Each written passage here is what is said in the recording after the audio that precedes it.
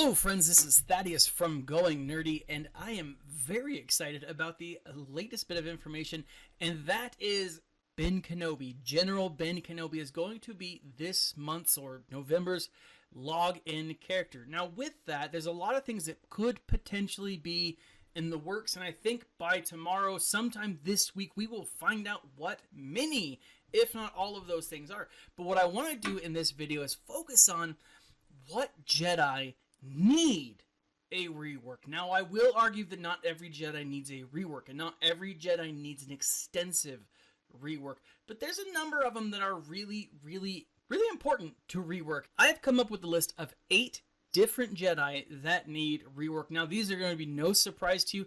This is not going to focus on Jedi that need to be added to the game. I do want to create a video on that in the next day or so, but I want to focus on this. Now, number 8 and 7 are kind of in tandem, and they are Jedi Knight Anakin Skywalker and Ahsoka Tano.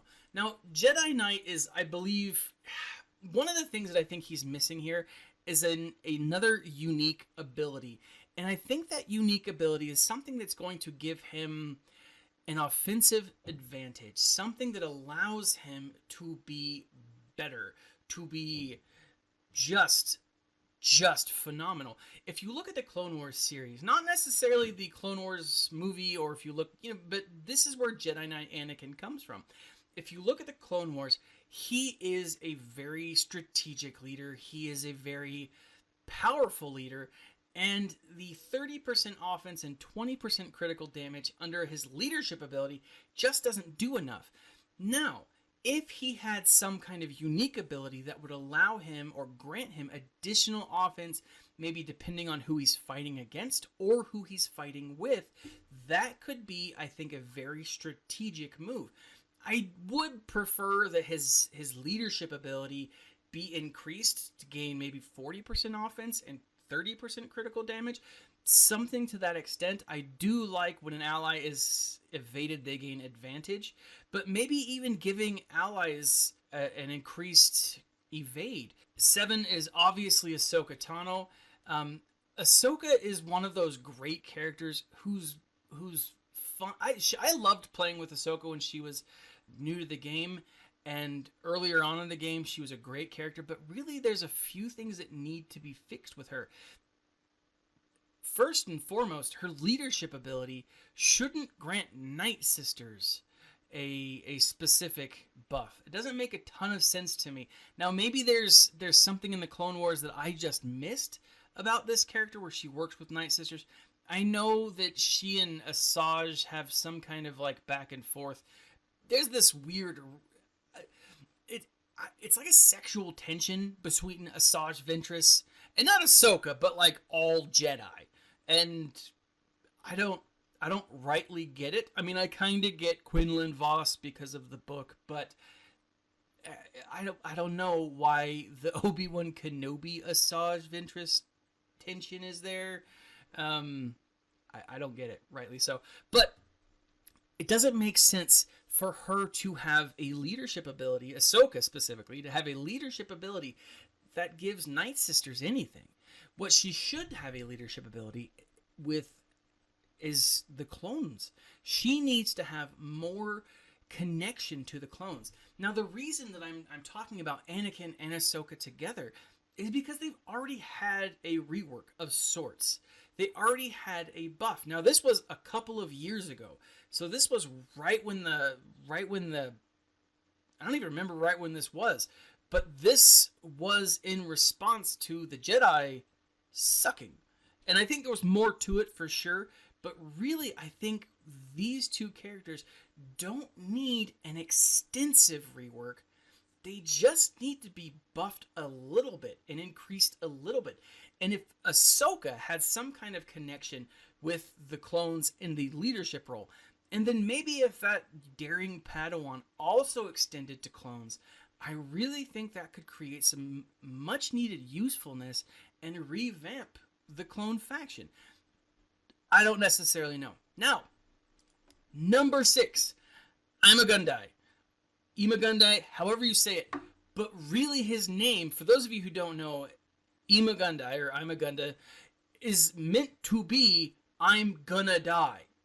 Now, hopefully that is not a spoiler alert to anybody who's watched the Clone Wars. If you haven't watched the Clone Wars, granted, most Jedi die at the end of Clone Wars, at the end of the prequels. Just, if you didn't know that, I wonder what kind of fan you are. Just saying.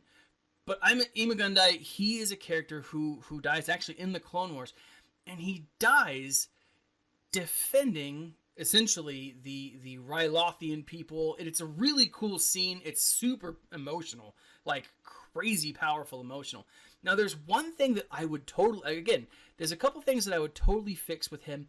One, I do not see why these Jedi weren't given connection, some kind of synergy with the clones. Imagundai died fighting the clankers, fighting the droids to save the clones, to save the Rylothian people so that the clones could have more time to save them, right? It's a powerful episode, and I can't remember exactly which one it is, but it is super awesome. Now, Last Stand is essentially the homage that's given to him, right? Imagundai recovers 15% of his max health each turn for 3 turns when he suffers a critical hit. That should be stacking. That alone should be stacking.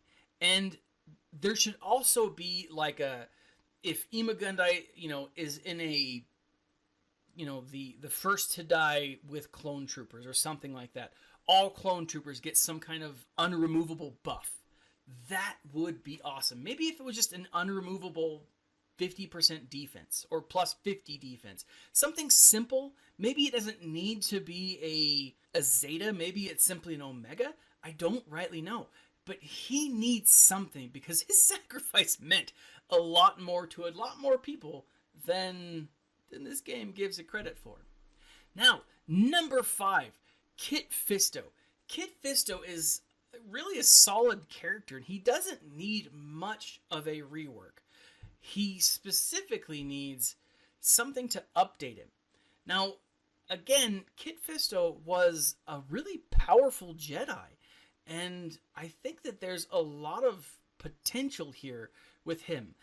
I think the Kit Fisto, his superior blade work definitely needs to be improved. That counter chance needs to be upped to maybe 50%, maybe 75% if it becomes like a Zeta. And then plus 20% offense stacking would be sweet. A simple fix, but it would definitely be something. But this was a powerful Jedi Master. And I also think that his AoE turned the tide. This needs to do something else. Potency up, deal physical damage to all enemies, and grant all allies potency up. Maybe even like daze or a stun, maybe even if it were a low level stun, it wouldn't have to be something phenomenal, just something a little better. I don't think that all of these characters really need these crazy powerful reworks. What they need is something to keep them relevant in the game. Number 4, and this is something that I'm really, really interested in, and I would have ranked this character higher had I not just read one of the Darth Vader comics. And my goodness, it is freaking awesome. Now, I won't go into spoilers, but dang, it is super cool. Find it online, find it somewhere, read it. It is phenomenal. And that is Eth Koth. Eth Koth is...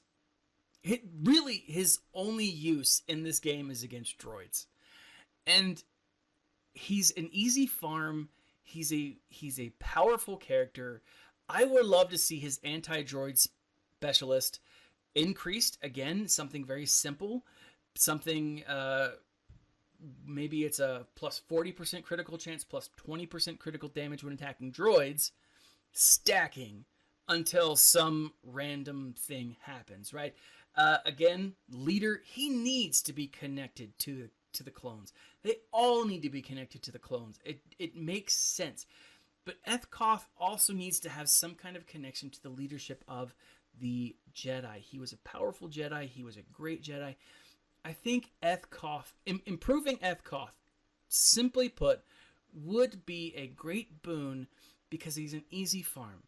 And he would help a lot of new players, really get past the tank, the heroic tank, and prepare them for the Sith raid. I really think that some additional attack powers, some defensive powers, something that allowed him to, again, be viable, because right now he's just not.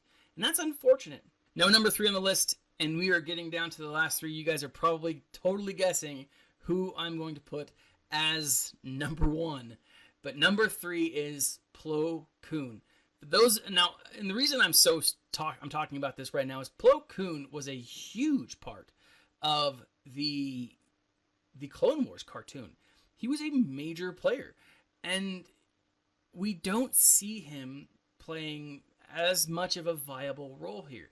Now, part of the reason why I want a Jedi rework in general is not because they need to be one, they need to have one.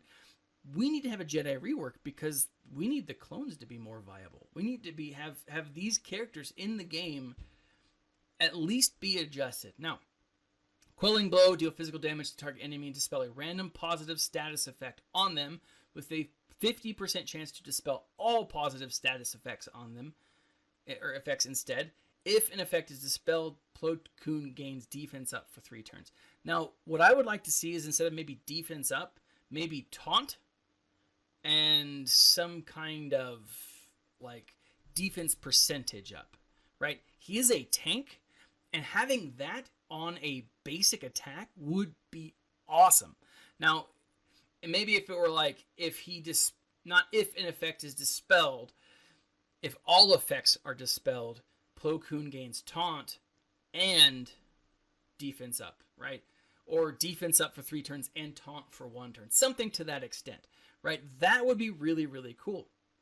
Force Judgment, deals special damage to all enemies with a 70% chance to inflict offense down for 3 turns.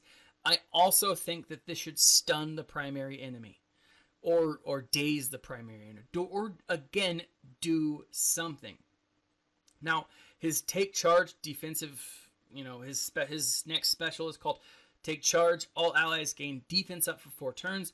Clone and Jedi allies gain 50% turn meter, and all other gain half that amount. I think this should be maybe increase the cooldown to 6, and maybe say Clone and Jedi allies gain 75% turn meter, and all other allies gain half that. That would be something that could really make this character very, very powerful. Now, Overwatch, his leadership ability, each ally has a 55% chance to remove stealth from each enemy at the start of their turn. If they dispel any enemies, they gain offense up for 1 turn. I think that should be more than just that. I think that it should be more than, I don't know, there should be something there. Jedis also have the ability to, for each ally that's unstealthed during an enemy's turn, or they remove 10% turn meter, right? Because if you think about it, if they're able to see someone who's stealthed, the advantage is taken away. And they shouldn't be able to get a turn meter buff. They should be able to have a turn meter taken away. Maybe not a ton, but a little bit, right? Something, again, that would make this character viable, that would make his leadership viable. And even if they didn't adjust the leadership, definitely adjusting the other 3 would be, I think, needed. Now, Plo Koon doesn't have a unique. I would love to see him have some kind of unique where he's able to do something, some kind of powerful attack. Number 2, can you guess who I'm going to think? Can you guess who I'm going to be talking about? And no, number 2 is Aayla Sakura. Now, Aayla Sakura, as you guys have seen, is a great character. Under the new Revan meta, under Yoda, she has a lot of potential. And she's one that doesn't need a ton, but she's one that definitely needs a rework. Now, her basic Inspiring Strike deals physical damage to target enemy with 35% chance to call and assist an ally to assist. If the assisting ally is Jedi, they deal 50% more damage. I would say 35% chance to assist. If the assisting ally is a Jedi, this chance is increased to 50%. or if, you know, Jedi allies have a 65% chance to assist, something to that extent. If the assisting ally is a Jedi, you know, 60% damage. You don't want to overpower in a rework, but you, again, you want it to be powerful, right? Her next ability is called Survivor, and it's deal physical damage to target enemy and recover health equal to 65% of the damage dealt. I think this is fine, but I think that there should be maybe a second attack, right? Some kind of like, if this attack is a critical, she goes again. If this attack is against a separatist, she attacks twice. Something to that effect, right? Something that would allow her to be that much more viable. Her leadership ability, Jedi allies gain 40% more tenacity and recover 10% of their max health when they ward off an effect. Again, I think something like this should be coupled with a 20% chance to evade, right? And maybe it's 20% chance to evade a separatist attack, a droid attack, something to that extent where it allows the Jedi a little bit more survivability in specific areas. Finally, her only unique is called Superior Riposte. Ayla has a 10% critical chance, 65% counter chance, and plus 50 counter damage. In addition, she stuns her target for 1 turn when she critically hits. Now, she does not currently have a Zeta.